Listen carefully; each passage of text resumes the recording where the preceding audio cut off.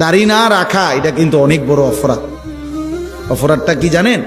অপরাধটা হলো যে ব্যক্তি দাড়ি কাটে নিয়মিত, আমার কাছে মনে হয় সে আল্লাহর সাথে বিদ্রোহ করে এবং আল্লাহকে বলে ডাইরেক্ট যে খোদা আপনি দিবেন আমি কাটব, আপনি দিবেন আমি কাটব, আপনি দিবেন আমি কাটব, আমি বেড়া হইলে আপনি খোদারে দেখায় দিব, আপনি দিতেন পারেন কতক্ষণ আমি কাটতে পারি।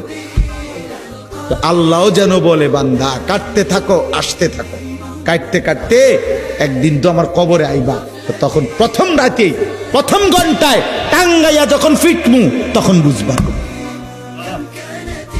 মাতবরি ছুটাই দেবো তোমার প্রথম ঘন্টাতে দেব, কবরের প্রথম ঘন্টা। হাত্তা তাখতালিফা আদলাউ, আল্লাহর নবী বলেন কবর যখন প্রথম মিনিট নাফরমানকে কবরে একটা চাপ দিবে, ডান পাশের মাটি বাম দিকের মাটি ডান দিকে, মানে ডান পাঁজরের হাড্ডি ভাঙ্গা চুইরা এই পাশে চলে যাবে, এই পাশের হাড্ডি ভাঙ্গা এই পাশে চলে যাবে। 1 মিনিটে নাফরমান সোজা চুরচুর হয়ে গেল। অহংকার করে মাতবরি দেখাইও না, সবাইরে বললাম